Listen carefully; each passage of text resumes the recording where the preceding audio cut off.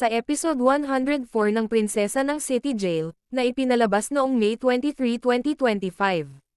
Masayang nagkwento si Princess sa tatay Dado niya tungkol sa pagkapanalo nila sa contest ni Miss Allison, pero napansin niyang nakatulala ito.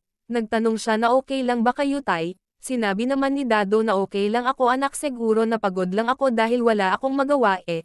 Sinabi naman ni Princess na sa Sabado po tay ilalabas ko po kayo para hindi po kayo mabagot dito. Nagtanong naman si Dado kung minsan lumalabas ba sila ng Mama Divina niya at anong bonding nila.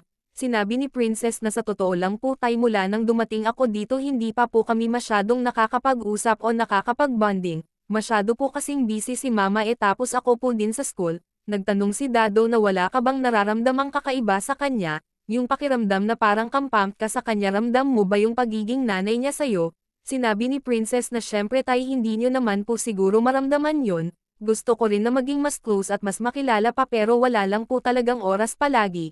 Minsan nga po tay naiinggit po ako kay Libby Parang mas close pa po sila kaysa sa akin, mas nararamdam ko pa po yung pag-aalaga at pagmamahala niya kay Libby.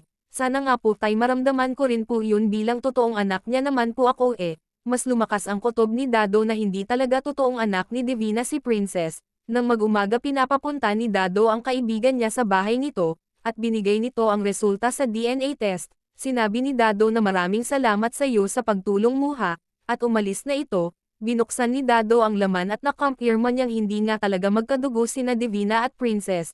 Umiyak si Dado at sinabing ano tong nagawa ko, pinagkalulo ko ang anak ko sa isang impostor. Pero bakit nagpanggap si Divina, bakit niya nagawa ta? Kailangan malaman ni Princess. Tinawagan niya si Princess pero hindi ito sumasagot. Kaya tinext niyang hindi si Divina ang tunay mong ina, niloloko ka lang niya. Huwag ka nang babalik doon, magkita na lang tayo sa dati nating bahay, ipapakita ko sa iyo yung DNA test.